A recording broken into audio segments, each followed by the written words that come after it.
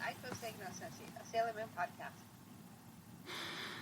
I'm Cherie Von Delirious, and you can follow me on Facebook at Cherie Von Delirious, CharivonDilariz, and that's all one word, and on Twitter at CVonDelirious. And I'm Fandina. You can follow me on Facebook at Fandina, that's FAENDINA, or on Twitter at Fandina Cosplay. And you can find our podcast website at AiToSeigiNoSenshi.weebly.com. You can email us at AiToSeigiNoSenshi@gmail.com. And welcome to our little corner of Crystal Tokyo. And tonight we are going to talk about Fanon, or fan theory, canon that is created by us, the fans, and not necessarily official canon. So the first one we're going to talk about tonight is the pairing of the Senshi and the Shitnu. So the inner scouts and the generals. It is one that is actually really popular. And there's a picture in the official art that has, that it's a title page that has the Senshi in the arms of the Shitnu, of the generals. And it seems to, it sparked a lot of, had a great impact. It sparked a lot of interest in the idea of them being paired together. So, probably because, the couplings were, right there inside, were at the right side, and they were, they weren't expected. People probably weren't thinking that that was going to be what they'd see. So I think that it is an interesting fan theory that it's become, and it's really great that it's become kind of canon through Sailor Moon Crystal. Oh, I love that. I know that there are people who, are still Kunzite and Zoisite and, Ray and Chad, I can't remember his Japanese name. Or something like that. Right, but I know that there are people that are really hardcore with those other pairings, but at the same time, it's poetic and it's romantic to have Endymion's knights paired with or in love with Serenity's guardians. So I find that it's a really interesting piece of fan theory. Even though that the evidence, there's little evidence that actually supports that other than the art and the inclusion in Crystal. And you had the Jedi was always attracted to Ray.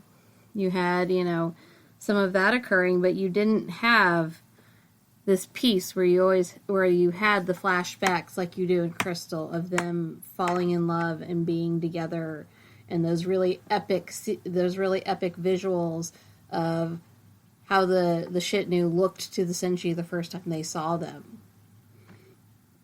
I'm sure you had plenty of fangirl moment at that when you saw that. You know me too well. I do. But yeah, I think it's one of the more interesting ones, and I think it's probably one of the most popular pieces of fan theory or fanon that's out there.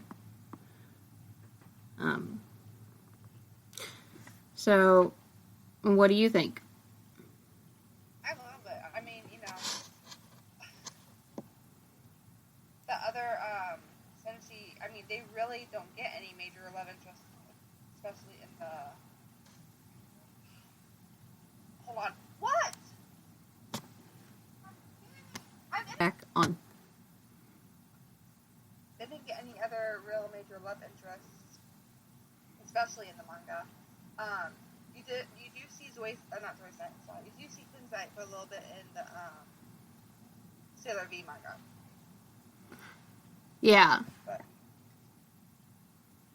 Yeah, and that's another interesting piece, that he is in there, but I think that a lot of times, yeah, they just don't get enough. They don't get enough love, so I really am a big fan of that theory. And I know she's the main character, but it's all Usagi and Mamoru, even Haruka and Shiru, who are canon couples, you don't get as much as you could with them. That's true. It is all about Usagi and Mamoru. And how many days has it been since Mamoru has been brainwashed, kidnapped, or killed? But that's a whole different podcast. So speaking of Haruka and Michiru, we had a couple of those that came up too. But one of the biggest theories with them, and one that I kind of agree with, is that they are not an official couple in the S or the Infinity Arc. I mean, if you watch or read the manga, or watch the anime, Haruka is so much more flirty with Usagi and the other Senshi than she is. Except for poor Ami. She missed one. Yeah, poor Ami. But than she is in the other arcs. Yeah, she definitely flirts more in the Infinity Arc than she does in the Dream Arc or the Stars Arc. That's true. I mean, especially in the Infinity Arc, they are just so focused on their mission. I mean, they are in the other seasons, the other arcs too. But there's something different about it. There's something different about it in the Infinity Arc. Yeah, I mean, they were ready to kill her. Yeah, they still love and care for each other, and they are still physical with each other. You can especially see this in the manga and in Crystal. Yeah. Like one of my favorite scenes. You know me. You know I fangirled when she was standing by that window in the mirror and everybody came and wrapped her arms around her. Oh yeah, no, I absolutely know that you fangirled. I'm pretty sure when I watched it, that was my thought was, Fandina is totally fangirling right now. There's just so, I mean, Crystal, to me, really did the relationship. I agree. And I think that it was a really interesting introduction to them. It was a better introduction, and it was done better, and it did kind of highlight that intimacy of their relationship, but it did allude to the possibility that they weren't necessarily an official couple either, because they were ready to die or to kill or to do whatever they needed to do to complete their mission. And when you're in that mindset, you don't exactly ask someone to be your girlfriend. Right. I mean, I think that they really truly thought that they were going to die. I think so, too. They really did think they were going to make it alive. And they were okay with that. Yeah. I agree. So, I think... really, if you're in that situation, do you really need labels? Right. Do you make that commitment, or do you just enjoy what you have with that person while you have it? No, but I'm not... at the same time, I'm not bashing the original anime. No. Because they did have some pretty good moments. Oh, they did. I mean, especially, oh my god, she was just so... she didn't leave much to the imagination. No. With those little comments that she made. Exactly. No. No, they did... I mean, I love their relationship in classic Sailor Moon. And I love their dynamics. It just... No, it didn't... There's something different between it and the anime and the manga and Crystal, because the manga and Crystal are very close, so therefore it's easy to put them together and then to put classic in kind of in a space by itself. So did you have anything else to say on this, or did you want me to go to the next one? We can go ahead and go on to the next one, because it kind of goes along with this one. Okay, this is more of a myth that I want to squash. Like a bug? Yes. Let me get you a mallet. I have a mirror. I can sketch with my mirror. You wouldn't want to damage your mirror like that. It's a magical mirror. You still wouldn't want to damage your mirror like that. Your mirror is pretty and pink. Do not damage the mirror that I made you.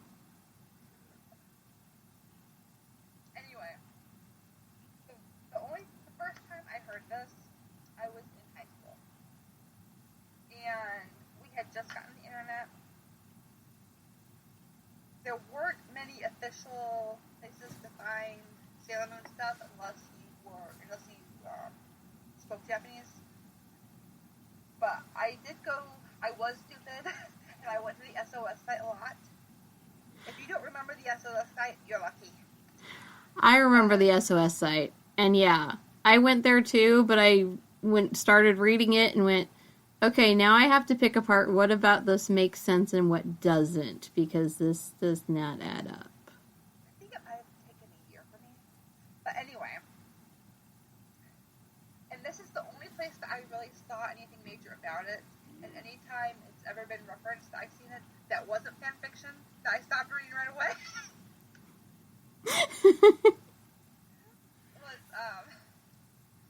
It all referenced the SOS site. Wait, you stopped reading it right away. That means you stopped reading it faster than you stopped reading certain other fan fictions. Yes. So the other certain fanfic author should feel lucky. I'm sure that she does. Mm-hmm. So. Anyway. Yes. There is this myth, and I'm not calling it a theory, I'm calling it a myth because that's all it is, Yes. was that Haruka and Michiru were not lesbians because in Haruka's past life, she was not the princess of Uranus. She was the prince of Uranus. That's why, especially in the anime, you see her only wearing pants, and you only see her looking like a boy. Which, that's the first piece. I'll say that's the first piece that you can immediately debunk, because yes, that was true in the anime, but that wasn't true in the manga, and it's not true in Crystal. You see her in feminine clothes. Oh, that scarf outfit with the scarf and when they were in the helicopter. Okay, anyway. Right. We all love that. And then the, really short black skirt. Yeah. Yes. We love Uranus in her feminine clothes just as much as we love her in her boy's uniform. But that's why I did the version. That's why I said original anime instead of manga. But I heard another version of this that's not quite exactly the same. That the Princess of Uranus had a twin brother, and one of them had died, and then they became one whenever they were. Was one of them a vampire? No. So we aren't talking about Zero Nichiru here. No. Okay. So yeah, I mean, there's a couple of them that kind of go along that line. But I mean, it's especially when you get to the point where the only people who can be senshi are females. Right. That's why Tuxedo Mask is not a senshi of Earth. Exactly. That's why so many fanfiction writers work so hard to create a Sailor Earth. Because it's only, I mean, even the Starlights. Because in the manga, they were girls all the time. Right. There was no, not that there's anything wrong with the transgendered nature of their anime representation, but that didn't exist in the manga. In the manga, it would be more accurate to call them cross-dressers. Right, because they weren't really, you can get into all kinds of different discussions about that. Right, which I'm sure we will at some point. But, it's just so crazy that some of these people will not, well, especially back then, did not want to accept that, oh my gosh, you have lesbians on TV. Right. Look how the world's changed. Yes. Well, and the way that especially the